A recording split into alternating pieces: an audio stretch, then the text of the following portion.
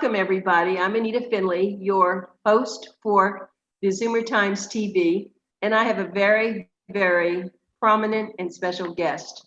I love authors, everybody knows that, but this gentleman is a unique author.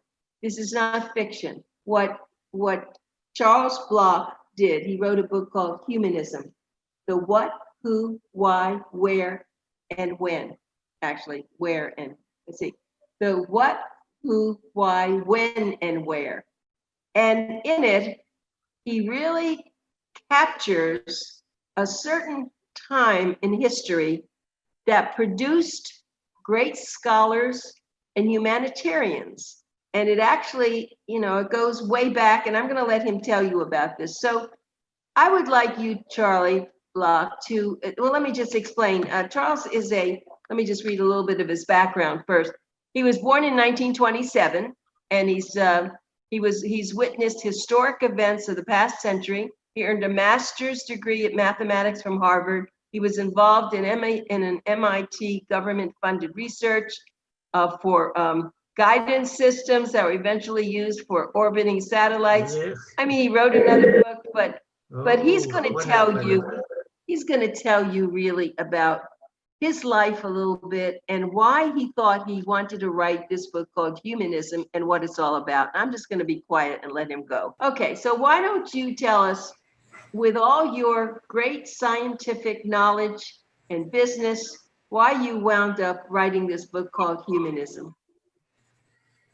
Well, to begin with, I need to occupy my time. And I write essays to myself when something puzzles me in the news or any place in a new scientific discovery. I do a little research, I satisfy myself.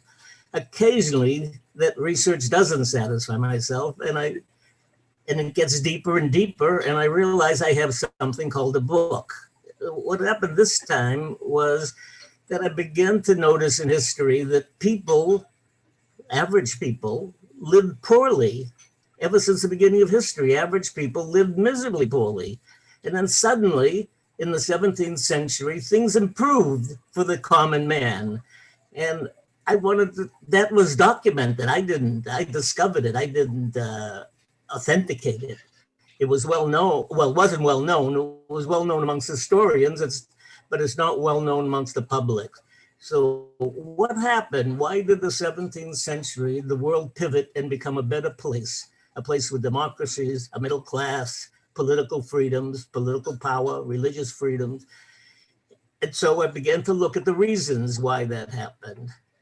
And there were good books. There was a book by Steven Pinker of Harvard called Enlightenment Now. And he pointed me toward the period called the Enlightenment, which was a great period around 1650 to 1710 or so, in which the world was blessed with all sorts of great philosophers, maybe starting with Descartes in France and Spinoza in the Netherlands and John Locke in England and several others. And these men began to discuss that the old ways aren't good, that people should have freedoms, people should have power, people should be attended to and not be the bottom of the ladder living miserably.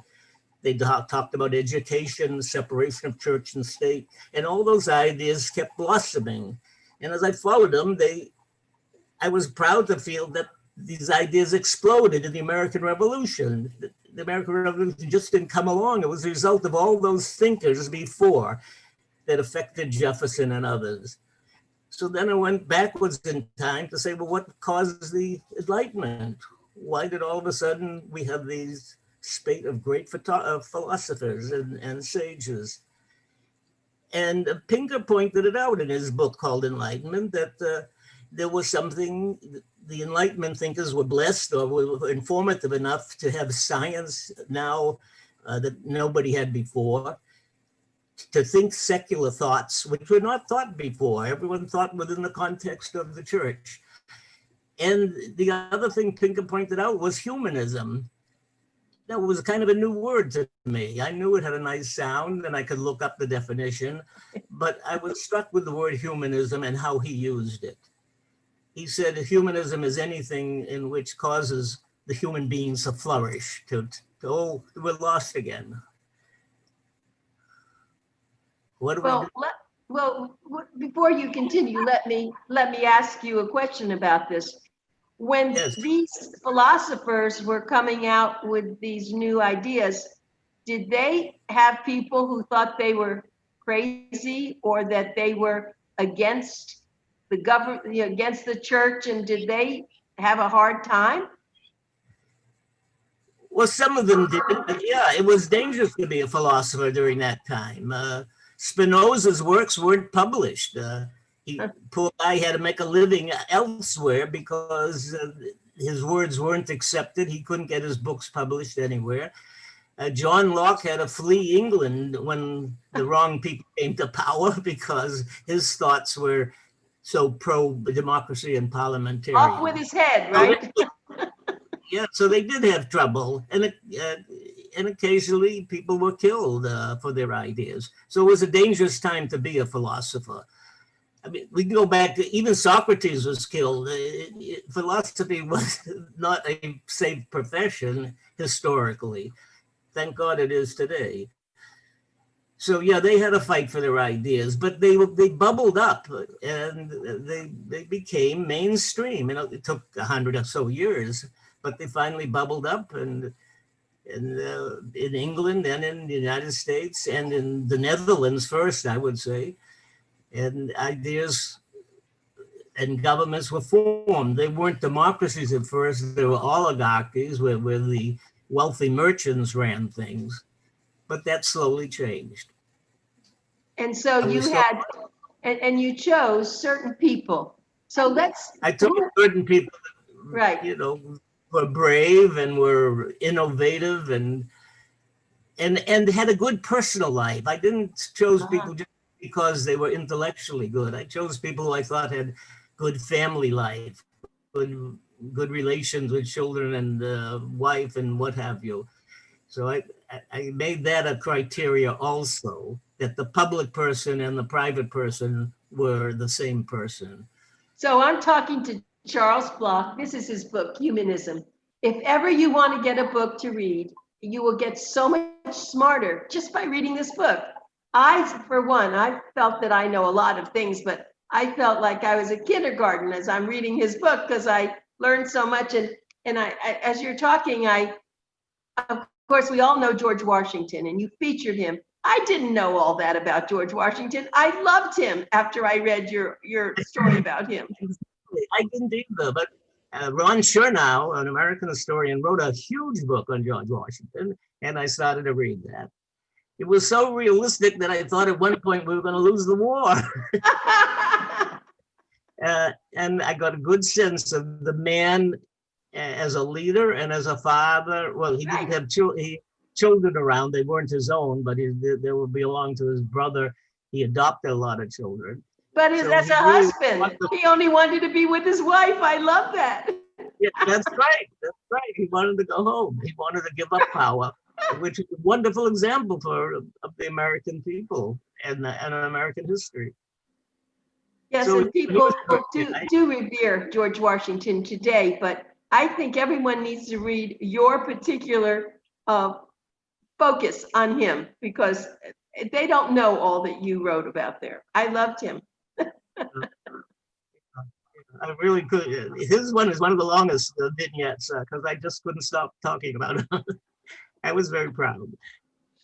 And of course, Eleanor Roosevelt, I just adored her. See, I know that you went way back into the Renaissance, and I learned a lot about that. But you know that they now have on CNN. They have, I guess, every month they've been showing the first ladies, and they did a whole movie, a whole documentary on Eleanor Roosevelt. Did you by any chance see that?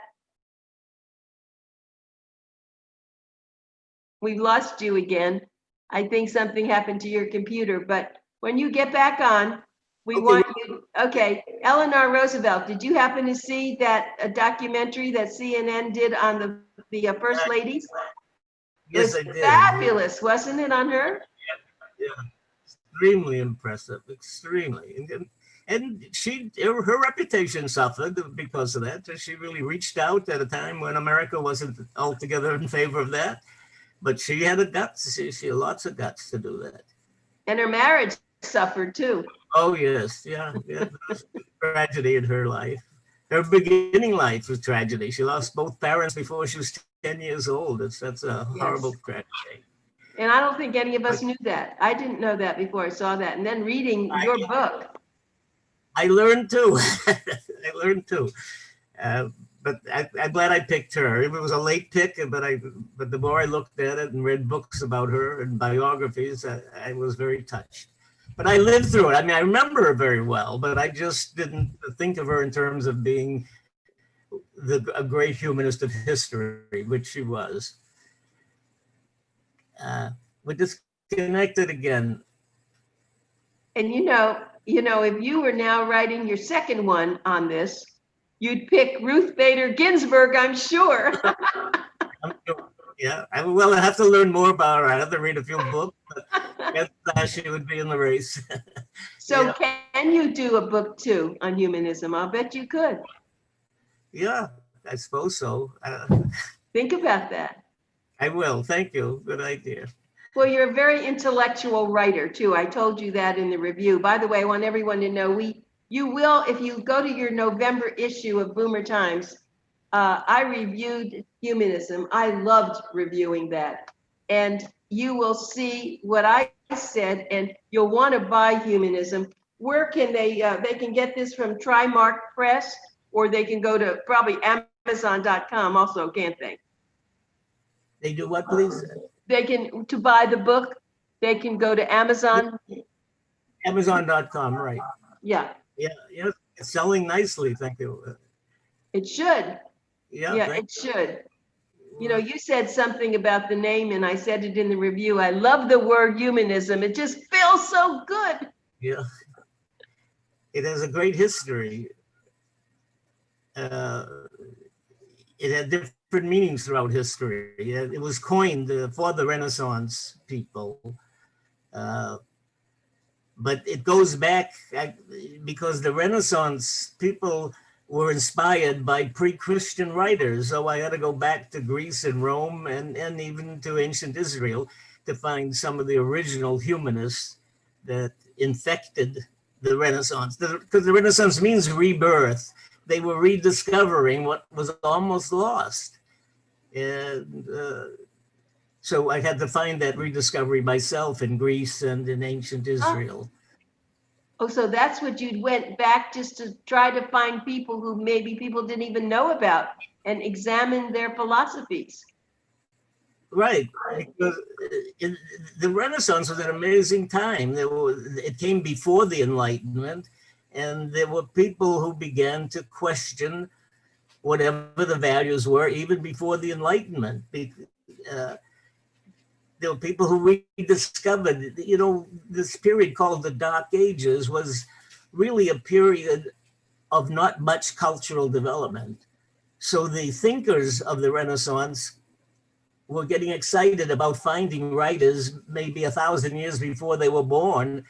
And they kept digging into monasteries and libraries and finding old books in Latin and Greece. And they rediscovered Plato and Aristotle. They had the Bible, but I don't think they looked at it as a humanistic text. It took the Reformation to look at the Bible as a humanistic text. So between the Renaissance and the Reformation, the rebirth of humanism, ancient humanism, came about and kicked off, I guess, the Enlightenment period. These things happen over hundreds of years. They don't happen like a war starts on June 7th or whatever. But it happens and it bubbles up and we are the beneficiaries of it. And there's a lot of suffering while this is going on. I got that from you, as you say, 100 years. So all these people are suffering, and all of a sudden the light goes on and something good happens, but it didn't just happen with a click of your fingers. No, it didn't just happen, but it had happened. And so I would ask myself, how did it happen? And who were the great men of history? And that's when I ran into Lord Acton. If you haven't heard of him, he was a 19th century British historian. But you heard of what he said. Lord Acton is the one who said power tends to corrupt, and absolute power corrupts absolutely. But his very next sentence, I didn't know. I went to the essay in which she said that for those words. His very next sentence is, therefore, most great men are bad men. And I realized that it wasn't the great men like Napoleon or Alexander the Great or anybody like that. So who did make the change? It was the humanist writers. They are the heroes of history to me. They are the ones that caused this democracy and freedom that we all enjoy, and prosperity as well, because it comes with it. Once people are free, prosperity then comes. People allowed to innovate, pick their own professions. You never had that before. What you were born, you died as. You didn't have an opportunity to grow and have this, what we call now, upward mobility. That just didn't exist before, with rare exceptions. But now, upward mobility is the name of the game. Good point. I wanted to talk about the Pope. I'm not Catholic, but I read you did feature one of the popes. And if you were writing your second humanism, I'm sure you'd feature this current Pope, because boy, has he made humanistic changes, hasn't he? He's very brave. Yeah. It is amazing to do that, because they really ruffle people up, but they have to have the courage to do it. And yeah, Francis is doing a nice job. That's right, he is. Yeah. But Pope John was my favorite, and I knew him, and I remembered him well, because he was part of my life, and he really caused a huge pivot in the Catholic Church. And it happened in my time, and I knew it was happening when it was happening, where all the things like, Catholics weren't allowed to pray with Protestants and Jews, but he said you could do that. And you didn't have to have a Latin service, but you could have a Latin service. So he introduced all sorts of marvelous innovations, and particularly with the Jews. He reached out to the Jews very aggressively, and that touched me deeply. Yes, I know that, of course, you're very, you talked about ancient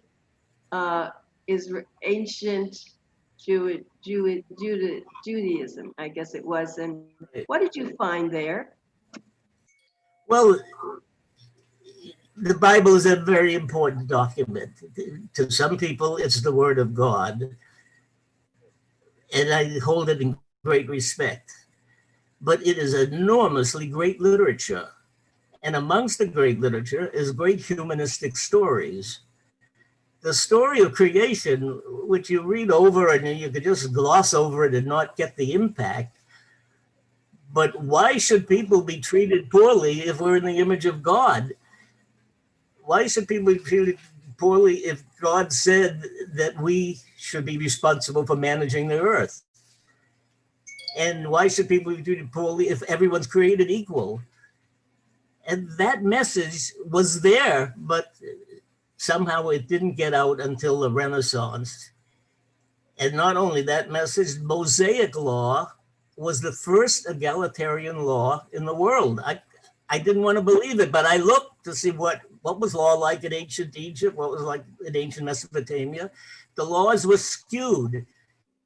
If a nobleman broke the arm of a serf, he would get a small penalty. But if a serf broke the arm of a nobleman, he could lose his life. Yes. So, but Mosaic law said the same law, King David or the average commoner, the same law. That was an innovation. I didn't appreciate it as I learned it myself. But now, in looking at other ancient civilizations, it was a breakaway from tradition. So that was an important humanitarian. So between the egalitarian laws of Moses and the creation story, those are two humanistic factors that are enormous. And there are others. The prophets of Israel were enormously humanistic, very concerned with the widow, the orphan, the person who needed help, charity. So all that is in the Bible. And was carried forward in the New Testament, but it was lost for a period of time. Well, people weren't literate, so people didn't get literate until around the Reformation time. So most people couldn't read the Bible. They would learn it from pictures in churches, and pictures stained glass windows, and so they learned the Bible from architecture and art rather than the ability to read it. But most of the humanism is in the words, in the stories, and that's powerful stuff. Yeah, very much so. And when I think about, you're such a young, older man. You're so young and youthful in the way you look, the way you speak, the love you have for you actually have a new wife. You've had her for 3 years, if I may say that, right? Yeah, I had a great. I mean, I love that. The fact that everyone, look, we've all had our wonderful lives. And then when, unfortunately, people pass to another place, and you were very fortunate to find someone. So your life is really enhanced in so many ways. The book you've just written now, and you have a lot more roads to travel, I think. Thank you. I hope so. Miriam was extremely helpful in the book. She's not just a great, sweet, loving wife, but she was a partner in editing the book and making very, very good suggestions as to what pictures to move and what humanists to put in it. She was really very involved. And so that was an added bonus to finding her. Yes, I was just going to say, that's right. Little did you know. But so let me ask you again, is there another book that you're working on in your head? Would you like to continue the humanism, or would you like to do something else? Because that's what I do. Again, I don't have the hobbies and play tennis or golf. So I'm re-looking at my essays that I've written. Maybe I have 30 or 40 essays. And I was trying to think of some theme to bring them together as, say, a collection of essays. So I would like to work on that after this book. I'm done working on selling and marketing this book. I have some good ideas on how to do that. Yeah, it's great. And I will add something, because she talked about it when I was meeting with you. The pictures were very important, to see those individuals. It was very important. And it's a lot of work getting permission to use pictures. I love writing, but I didn't like the work of calling up this guy and contacting that person and seeing what pictures are in the public domain and what pictures you had to pay for. So that was a piece of work that wasn't the most enjoyable part. No, but so I knew they would need it. I knew they would need it. Who owns most of the pictures? Excuse me? Who owns most of them? Where did you have to go, to libraries or what? Well, they're owned. I mean, the kissing picture at the end of VE Day in World War II is a very famous one, and they wanted, I don't know, in the 3 figures to use that picture. But I found another shot of someone who was at the scene who happened to be an American Army lieutenant, and he took the same picture, but with a slightly angle. And anybody who works for the government, their pictures are for free. So if you get a picture taken by an Army private or a corporal or whatever, that's fine. Sometimes the cartoons I had to pay a little bit for, but the Herblock cartoon, I wrote to the Herblock Foundation. He was a wonderful cartoonist. You probably remember him. And the Herblock Foundation said, as long as I give attribution, you can use it for free. And that was very nice of them. So many of them were like that. You sought attribution. You say, if you the picture of the boy of the arm, the little boy in Uganda, the starving boy. I contacted the guy who wrote that picture. He's an older fellow like me, and he lives in England. I didn't know that. And we exchanged emails. Whoops. Mike Wells. Okay. Mike Wells is his now? name. And yeah, I don't see the picture yet, but should I press a button? No, we're good. You're okay. I'm okay. All right. So this Mike Wells was very nice. We exchanged a lot of emails, and he said, look, you could use it for nothing. Just give me attribution. Sure. So many people were like that. But if you don't seek the advice, you can get into legal trouble, I suppose. But it was a piece of work. Well, now, for instance, Giovanni Pico. Now that's a painting, right? And you went to a museum to get that? How did you get that? Uh,